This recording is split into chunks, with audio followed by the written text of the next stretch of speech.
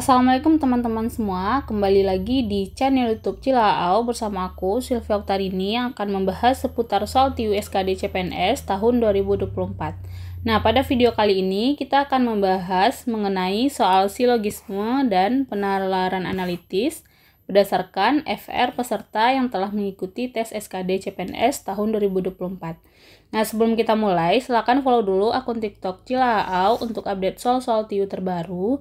Dan jangan lupa like, comment, subscribe, dan bunyikan lonceng untuk channel YouTube ini ya. Yuk kita mulai, cekidot. Nah, untuk soal yang pertama, kita bahas terlebih dahulu mengenai silogisme ya, tepatnya silogisme 2 premis. Nah, soalnya di sini, premis yang pertama, semua mahasiswa jurusan farmasi memiliki jas laboratorium. Lalu premis yang keduanya, tidak ada mahasiswa yang memiliki jas laboratorium yang dilarang mengikuti penelitian di laboratorium. Kesimpulan dari kedua premis di atas adalah, untuk memudahkan kita menarik kesimpulan dari dua premis ini, premis yang kedua ini bisa kita rubah menjadi yang memiliki arti yang sama ya, yaitu semua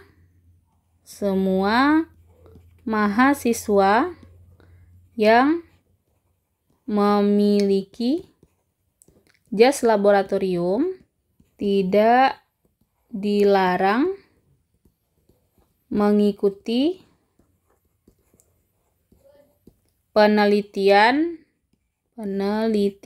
di laboratorium. Nah, kenapa pernyataan ini sama dengan premis yang kedua? Nah, kita lihat di premis kedua ini kan mengatakan bahwa tidak ada mahasiswa yang memiliki jas laboratorium yang dilarang mengikuti penelitian di laboratorium. Nah, ini kan berarti bahwa semua mahasiswa yang memiliki jas laboratorium itu tidak akan dilarang mengikuti penelitian di laboratorium. Nah, berarti ini premis kedua ini sama artinya dengan premis kita yang ini. Nah, sekarang kita fokus ke premis 1 dan premis 2 yang kita rubah menjadi seperti ini ya. Nah, untuk menarik kesimpulannya, cara mudahnya kita eliminasi kalimat yang diulang. Nah, di premis pertama terdapat kalimat memiliki jas laboratorium. Di premis kedua, yang bagian ini ya, juga terdapat kalimat tersebut, yaitu ini ya. Seperti ini kita coret, ini juga kita coret, sehingga kita punya kesimpulan apa? Karena di sini semua, ini juga semua, berarti kesimpulannya dalam semua ya. Menjadi semua mahasiswa jurusan farmasi tidak dilarang mengikuti penelitian di laboratorium. Nah, jawaban yang tepat adalah yang E. Selanjutnya, soal nomor 2, masih di silogisme 2 premis. Premis yang pertama, semua guru dan dosen menggunakan buku sebagai bahan ajar untuk mengajar. Nah, ini bisa kita misalkan sebagai P ya. Lalu premis yang keduanya, sebagian guru dan dosen menggunakan internet sebagai sumber untuk mengajar. Ini sebagai Q. Nah, kenapa ini sebagai Q? Karena di P ini fokusnya ke buku, sedangkan di Q membahas mengenai internet. Nah, kesimpulan dari pernyataan di atas adalah, nah, perhatikan bahwa pernyataan pertama atau premis pertama di sini ada kata semua. Lalu di premis kedua terdapat kata sebagian. Berarti nanti kesimpulannya harus dalam kata sebagian. Nah, berarti di sini kesimpulannya sebagian P dan Q. Nah, sehingga kita peroleh apa? Sebagian guru dan dosen menggunakan buku dan internet sebagai sumber untuk mengajar. Nah, di sini yang ada kata sebagian, opsi C dan D ya. Kita lihat C, sebagian guru dan dosen menggunakan buku dan internet untuk mengajar. Nah, ini tepat ya. Ini jawabannya. Sedangkan yang D, di sini sebagian guru dan dosen menggunakan buku tentang internet untuk mengajar. Nah, ini kurang pas ya. Jadi jawaban yang tepat adalah yang C. Nah, berikutnya soal nomor 3, kita masuk ke silogisme 3 premis. Premis yang pertama, semua karya seni rupa yang dipamerkan dalam pameran budaya itu adalah lukisan. Premis yang kedua, tidak ada lukisan di pameran tersebut yang berjenis lukisan abstrak. Nah, untuk premis kedua ini, agar nanti kita mudah menarik kesimpulannya, kita rubah seperti di nomor 1. Berarti, premis kedua ini memiliki arti apa? Semua lukisan yang di pameran tersebut berjenis bukan lukisan abstrak. Nah, artinya di sini tidak ada lukisan yang abstrak yang berada di pameran tersebut. Premis ketiga, Dian membeli lukisan yang berjenis lukisan abstrak. Nah, kesimpulan dari ketiga premis tersebut adalah, nah sekarang kita perhatikan premis pertama dengan premis kedua yang bagian ini ya. Dari kedua premis ini kita bisa tarik kesimpulannya dengan cara, nah di sini kan ada kata semua, ini juga ada semua, berarti kesimpulannya menjadi semua ya. Lalu di premis pertama ada kata lukisan ya, ini bisa kita coret. Di premis kedua juga terdapat kata tersebut di sini ya, lebih tepatnya lukisan di pameran tersebut ya, ini kita coret. Sehingga kita punya kesimpulan dari 1 dan 2 ini apa? Semua karya seni rupa yang dipamerkan dalam pameran budaya itu adalah berjenis bukan lukisan abstrak. Nah, jika kita misalkan ini P, nah berarti yang ini Q-nya.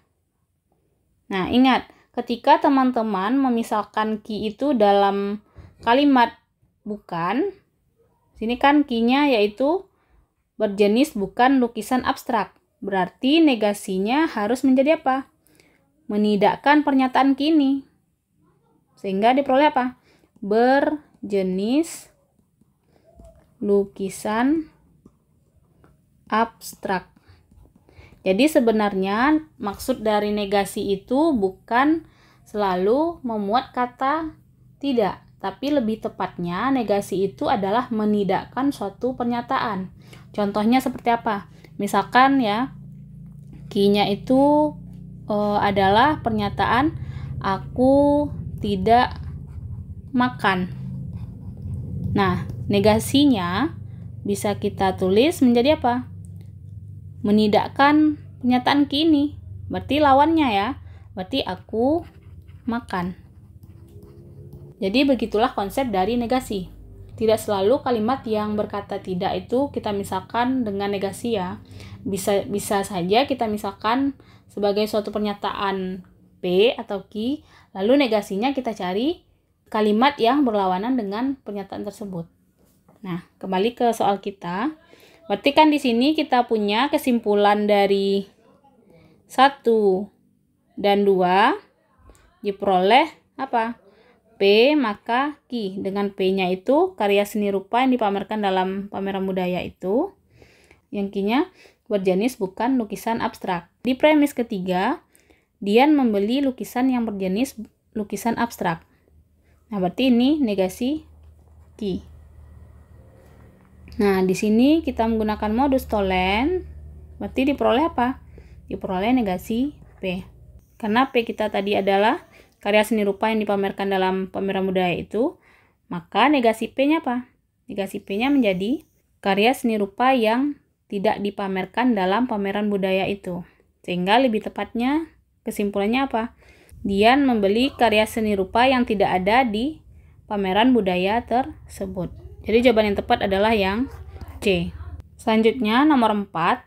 Di sini kita membahas silogisme 3 premis. Menjelang semester 2, Dino berencana ikut ekstrakurikuler. Jika ia mengikuti ekstrakurikuler sepak bola, ini bisa kita misalkan dengan P ya. Ia membeli sepatu bola. Ini sebagai Q. Ini P maka Q. Lalu, jika ia mengikuti ekstrakurikuler paskibra, ini sebagai R. Kenapa R? Karena tidak ada kalimat yang sama dengan kalimat sebelumnya ya.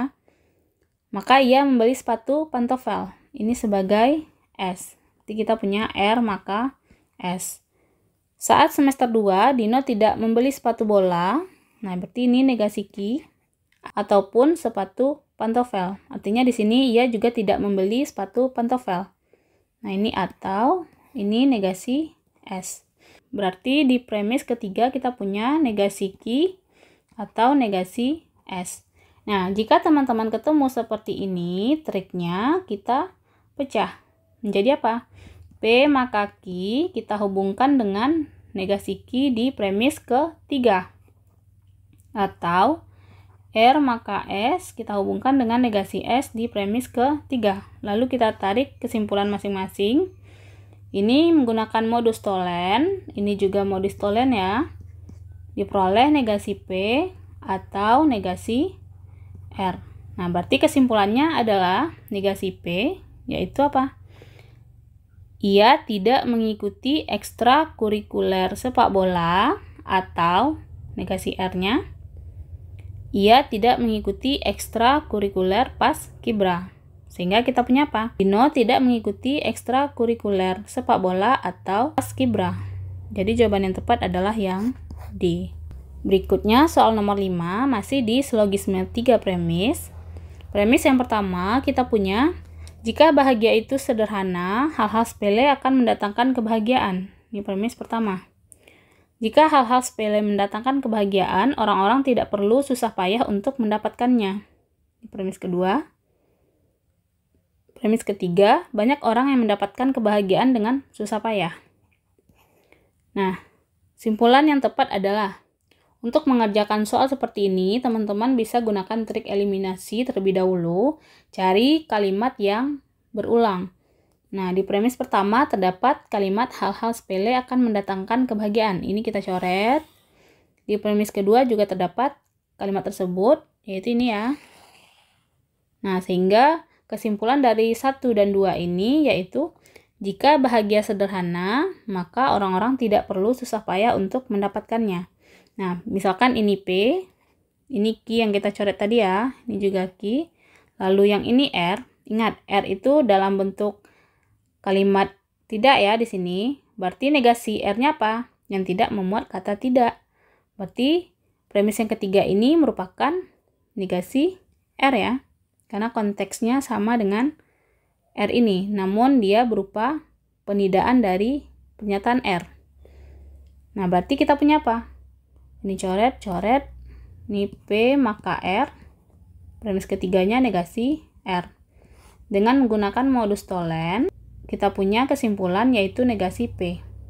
Nah, karena P kita tadi adalah bahagia itu sederhana, berarti negasi P-nya menjadi apa? Menjadi bahagia itu tidak sederhana. Jadi jawaban yang tepat adalah yang A. Nah, selanjutnya kita masuk ke penalaran analitis. Nah, di sini lebih tepatnya mengenai soal rute ya. Tipsnya, pertama teman-teman baca dulu pertanyaannya, lalu baru ke soalnya. Dibaca dengan cara skimming. Nah, untuk pertanyaannya di sini adalah, berapa total jalur yang dapat dipilih petugas logistik tersebut untuk mengirimkan barang dari kota A ke kota D. Berarti awalnya kota A, ujungnya nanti di kota D. Sekarang kita baca soalnya. Seorang petugas logistik ingin mengirimkan barang dari kota A ke kota D. Terdapat rute langsung dari kota A ke kota D. Berarti ada jalur langsung ya dari A ke D. Namun karena masalah biaya dan kondisi jalan yang banyak berlubang, maka petugas tersebut mempertimbangkan beberapa rute alternatif. Dari kota A terdapat jalur ke kota B. Berarti ini A ke B. Dan kota C. Berarti A ke C. Dari kota B, barang dapat dikirim langsung ke kota D, ini langsung ya, atau melalui kota E terlebih dahulu, berarti ke E dulu, lalu dari E ke D. Sedangkan dari kota C terdapat jalur ke kota F, di F dulu, kemudian dari kota F dikirim ke kota D. Selain itu, terdapat jalur searah yang menghubungkan kota B ke kota C sebelum akhirnya sampai ke kota F. Berarti ini dari B ke C cuma searah ya. Kita kasih tanda panah. Sehingga dari C ke B ini tidak bisa karena di sini terdapat jalur searah saja gitu. Nah, sekarang kita hitung untuk jalurnya. Jalur yang pertama yaitu dari A ke D langsung. Berarti A ke D. Lalu yang kedua kita melewati kota B. A, B, lalu D. Atau A, B, E, terakhir di D. Nah, selain itu juga terdapat jalur A, B, C, F, D. Nah, untuk melewati jalur B sudah semua ya. Nah, sekarang untuk melewati jalur C yaitu A, C, F, D. Nah, berarti ini saja ya jalur yang dapat kita pilih. Berarti ada 5 buah jalur. Jadi jawaban yang tepat adalah yang C. Nah, selanjutnya soal nomor 7. Berdasarkan informasi di atas, di manakah posisi duduk Nazira? Berarti di sini yang ditanya adalah posisi duduk Nazira. Di sebuah ruangan terdapat 6 siswa yang duduk sejajar. Berarti kalau kita gambarkan seperti inilah kira-kira. Susunan tempat duduk mereka mengikuti aturan berikut. Yang A, Luna ingin duduk di sebelah Nazira. Berarti Luna di sebelahnya Nazira. Atau Nazira dulu di sebelahnya Luna.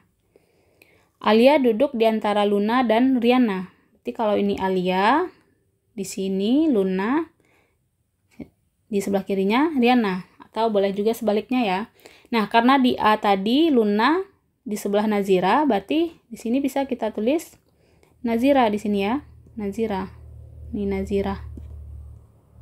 Lalu yang C, Nino tidak duduk di ujung barisan. Fatir duduk di salah satu ujung barisan. Nah, bisa jadi di sini Fatir ya. Nino duduk di sebelah Riana. Nah, karena ini Riana berarti Nino di sebelahnya. Jadi di sini ya.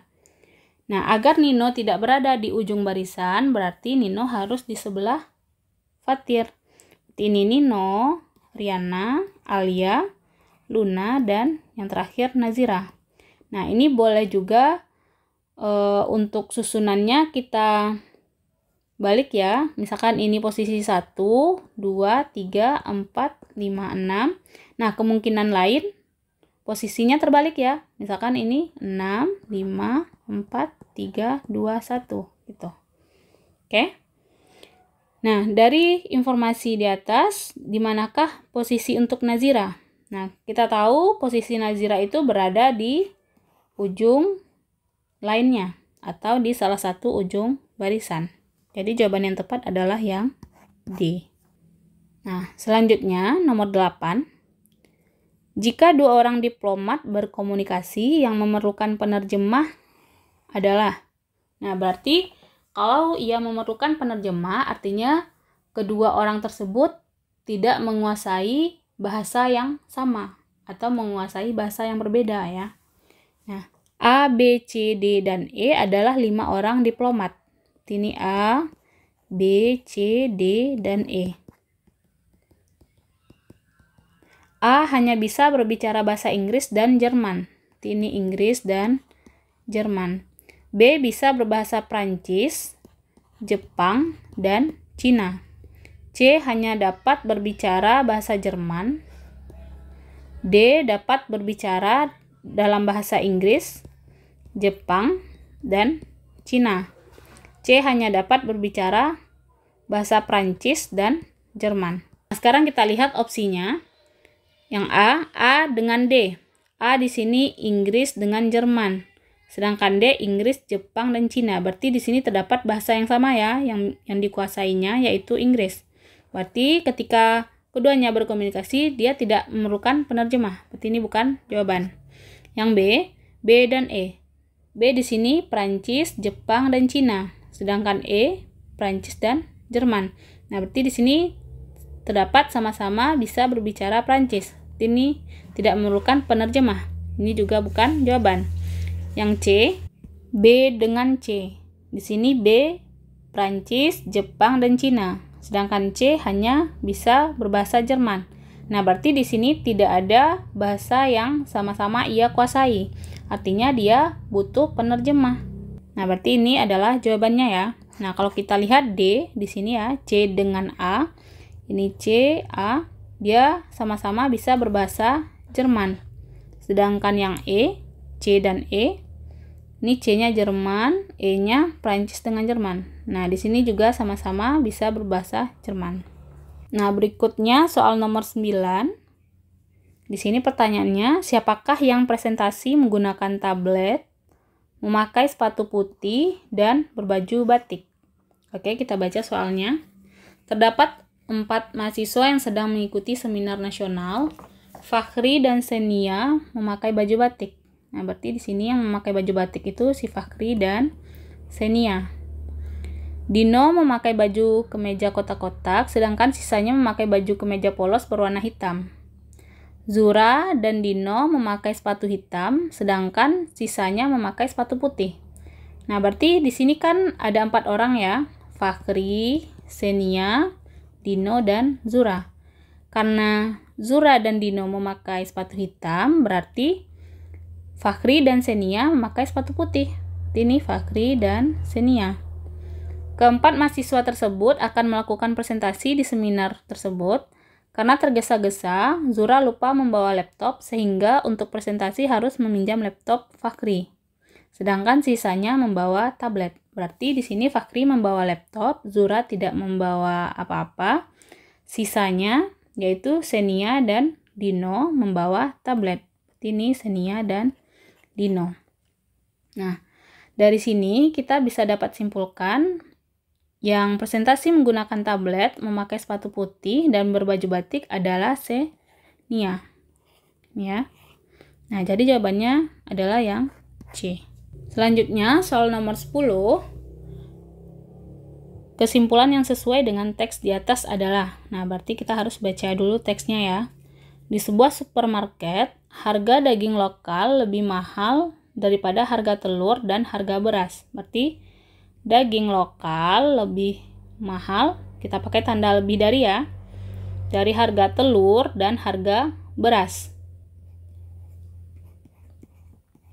Walaupun begitu, harga beras tidak lebih mahal daripada harga telur. Nah, berarti ini telur lebih mahal daripada beras. Tetapi harga beras lebih mahal dari harga sayur mayur. Berarti ini lebih dari sayur mayur. Daging impor adalah yang paling mahal. Berarti dia paling ujung kiri ya. Ini daging impor. Lebih mahal daripada semuanya. Nah, kesimpulan yang sesuai dengan teks di atas adalah yang A, sayur mayur lebih mahal daripada daging lokal. Nah, ini salah ya, karena yang lebih mahal itu adalah daging lokal. Yang B, telur lebih mahal dari daging impor. Ini juga salah, karena daging impor itu yang paling mahal di antara semuanya ya. Yang C, daging lokal lebih mahal daripada daging impor. Ini juga salah. Yang D, daging impor lebih mahal daripada daging lokal. Nah, ini jawaban yang tepat ya, yaitu D. Nah, ini adalah soal tugas. Silakan teman-teman coba dan jangan lupa tulis jawabannya di kolom komentar beserta alasan. Dan sampai jumpa di video selanjutnya ya. Bye-bye.